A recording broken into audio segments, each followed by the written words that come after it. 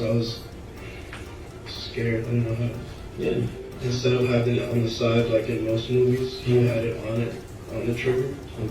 That is the interrogation video being seen for the first time in the case against the man accused of executing an expectant mom, dad, and their unborn child. Christopher Preciado could spend the rest of his life in prison. What he told detectives before his arrest about what he says happened inside the car where the fatal gunshots were fired. We're on the case presented by Law&Crime. I'm Chris Stewart.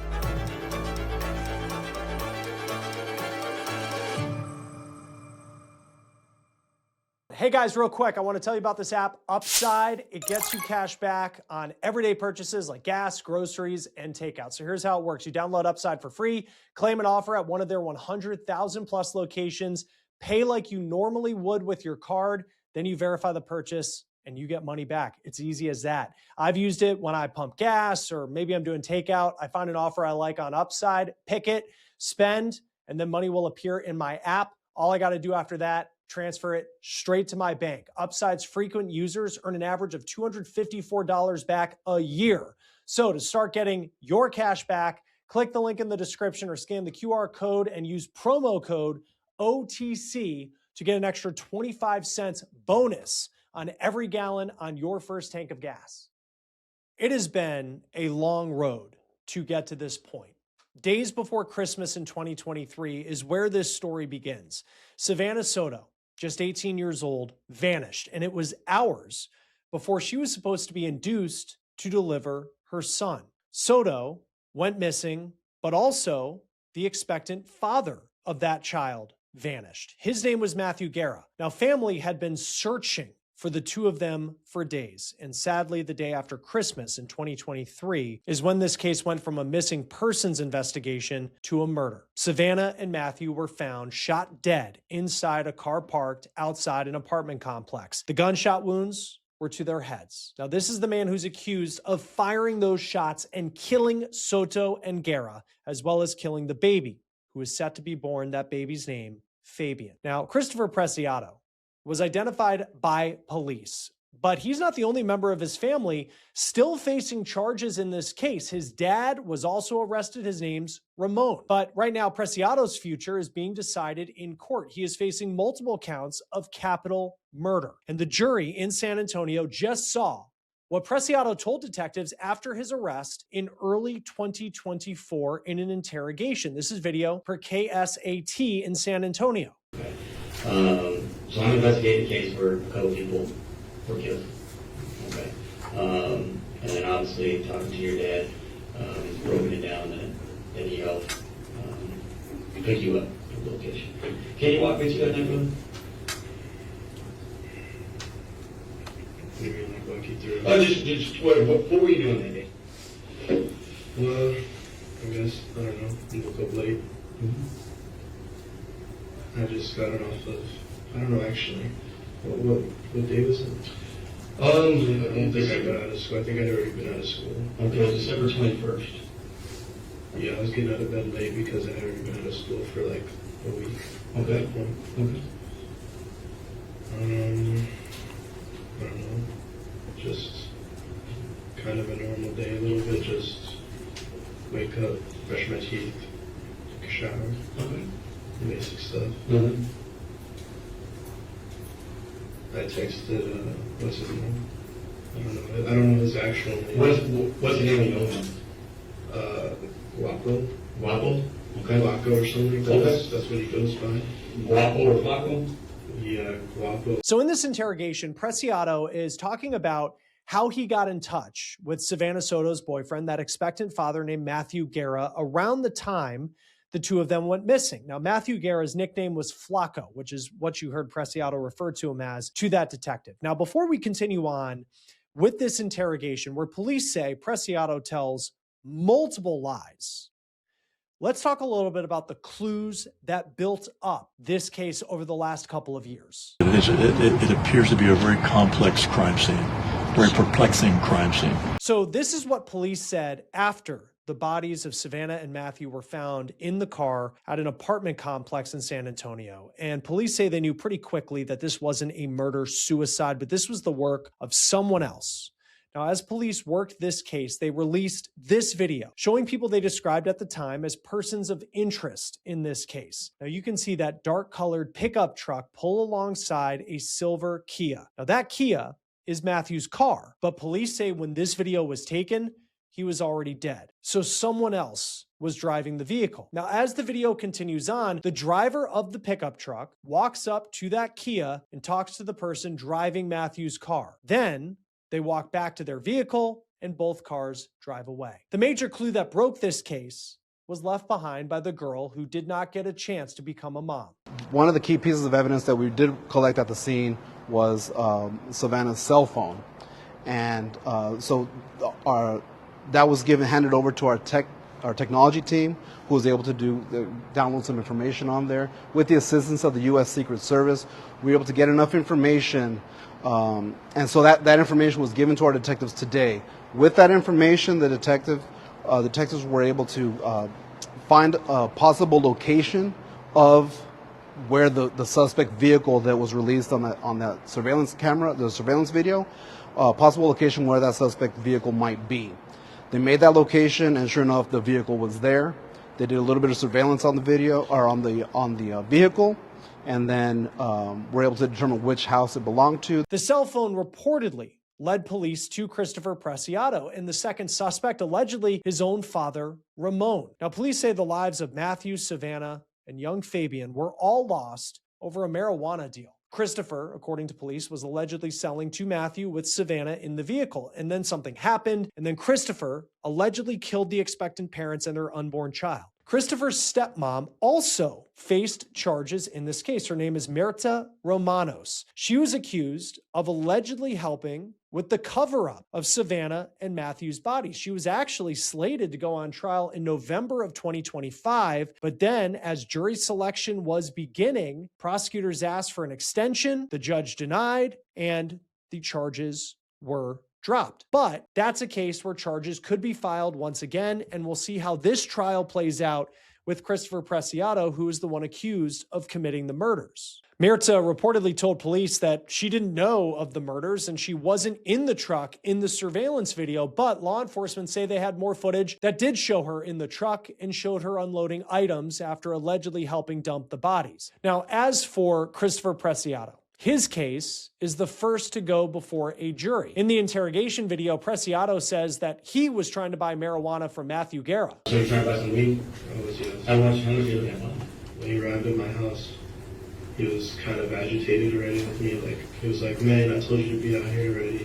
Why aren't you already out here waiting for me? Now, on the stand, the detective says the story that Preciado is giving just isn't accurate with what he saw. Surveillance video showed him outside his house waiting for Matthew, and text messages did not show any type of agitation or tension between Preciado and Guerra.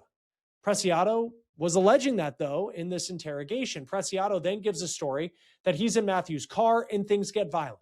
I was a little scared at that point because all the pictures he posts, he's always posting just guns and stuff, and that's not something I want to associate myself with. He started yelling, babe. I didn't know what he was yelling because I heard my ears were all ringing. The detective said on the stand that the damage in the car just didn't add up with the story that Christopher was telling of a gun being pointed at him to where he could actually see down the barrel.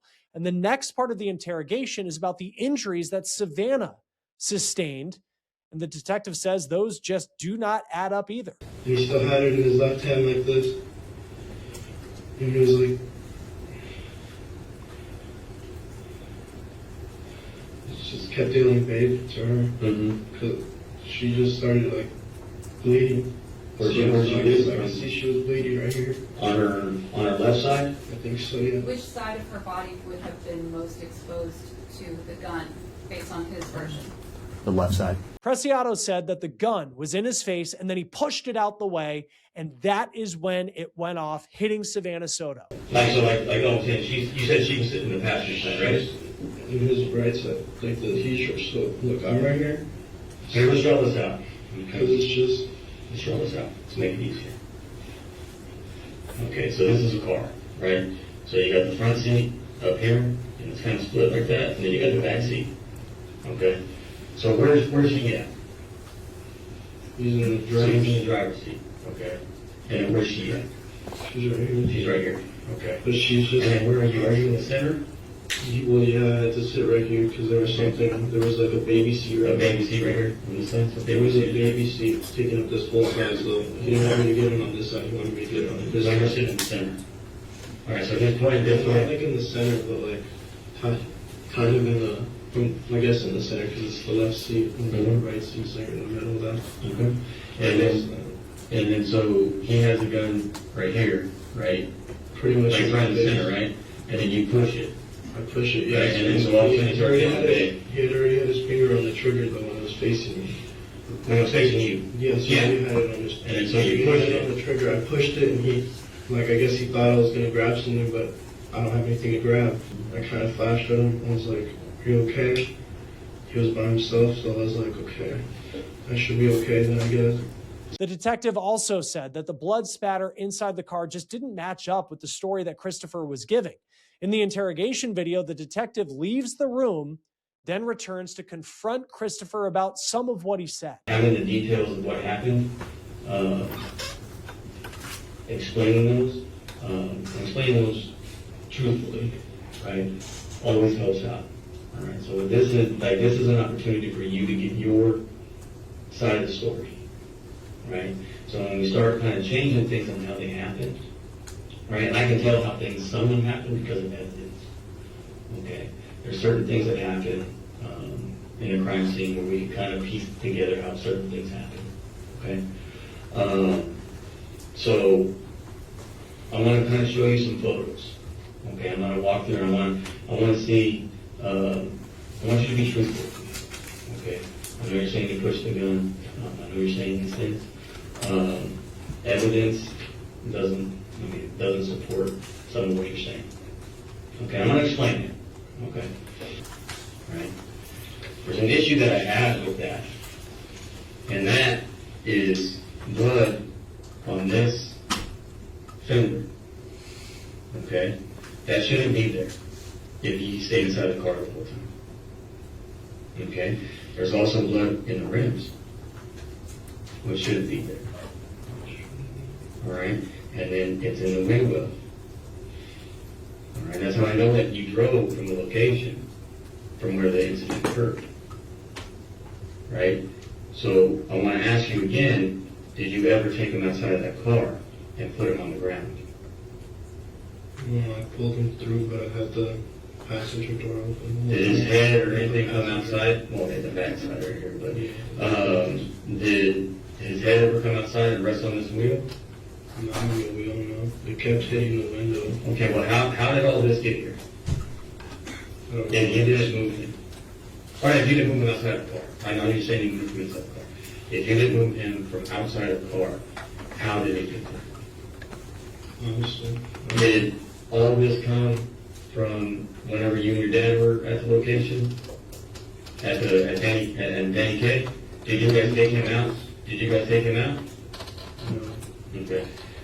So, what, at Danny K? At the apartments?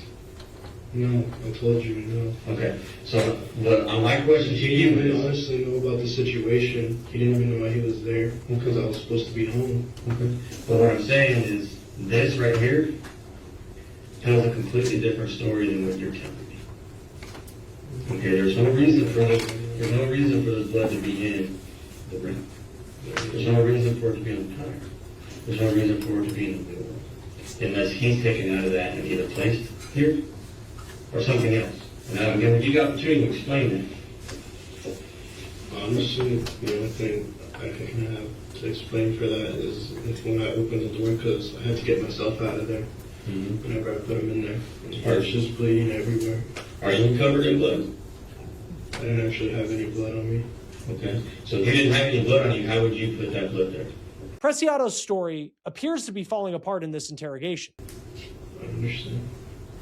But I never actually took him outside of the vehicle. You never took him outside the vehicle? No, I did not. I pulled him to the back because I didn't know how else to do it because our neighborhood is like, I don't know, I guess like there's a lot of nightly walkers. Mhm. So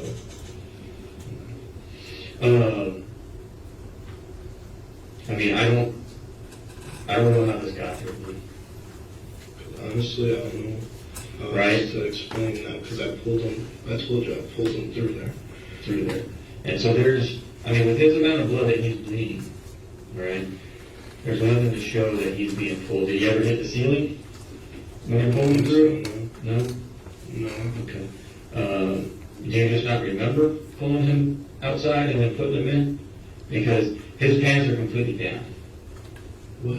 Yeah. And he has drag marks.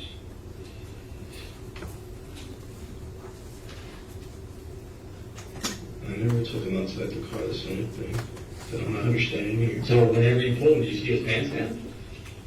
Not that I know of. Not that you know? Because I wasn't paying attention to that. I was just focusing on the main situation of everything was happening. Do you think you could have just done that and don't remember it? Could have done what? Put him outside the vehicle? I don't think so. No, I mean, it's possible when I was closing, he kept leaning out. He's leaning now. I mean, I don't know. I kept trying to close, and he was like only leaning halfway. He kept leaning a little bit out. So let's show you this one. We'll get working. Okay? This right here is him in the back seat. Okay? This wound right here, that's called a contact wound. Right? So you pushed, it means that the gun was up against his head when he was shot. That's on the right side of his head. So if his head would have to be facing this way, looking this way, when his gun hits. He was looking at her the whole time. So how is it, you said he was looking at you, he pointed at you. Well, he had it pointed at me, and then he was like kind of going like that. He was like this because he was just trying to see like trying to help her, I guess. Okay, so you're saying you pushed it, his hand went weird and shot himself. He went like that. Okay. Like with his left hand went like that. His left hand? Yes, that's what. So, yeah, so you said like this? He went like this. Right, so if he's pointing his left hand at you, right, so I'm sitting in the driver's seat, right, so they say this is the driver's seat. I'm turning this way, right? I'm looking at the girl, right? You're in the back seat behind me, right? So I'm in the driver's seat. There's a female here, right? And you're back behind here. So he's pointing the weapon at you like this, right? So his hand, it's impossible to get that in. The prosecutor then had the detective demonstrate what he believes happened inside the car. He's sitting in the driver's seat. I'm facing this way. We have space between us. Here, if he pushes the gun this way, if his finger's on the trigger. Sorry, Judge. It's fake now. Sorry. It's fine. If you want to stand up, so. This way? Which way do you want me to face? Probably this. I'll do it this. I don't want to point at anybody. All right. So this way, right? So if I'm driving here, and he's looking this way, if he's pulling here, he'd have to break it, like basically bend it all the way here to get the angle that we're talking about up on here, right?